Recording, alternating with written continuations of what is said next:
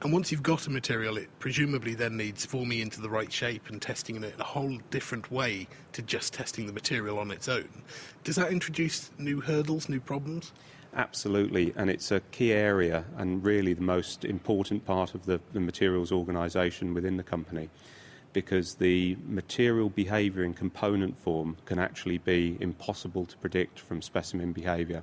So what we have to try and do in the material introduction process is to try and minimise our costs associated with specimen testing, but give ourselves a high level of confidence that when we do component tests, they're going to be successful.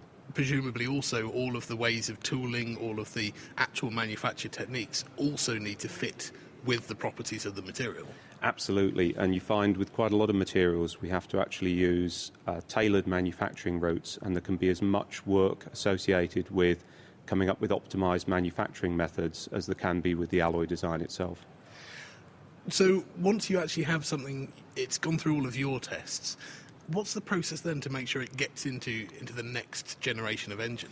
The key thing there is the engine development project, and the chief engineer there will undoubtedly have a very big task on his hands or her hands in terms of meeting the efficiency and performance targets. And quite often materials are integral to being able to produce that improvement. So the chief engineer might be looking for design improvements, and in order to do that they might need materials that operate at higher temperatures, higher stresses. If there's a window there in the engine that the material will give specific gain, then the chief engineer potentially will be interested in picking up a new material.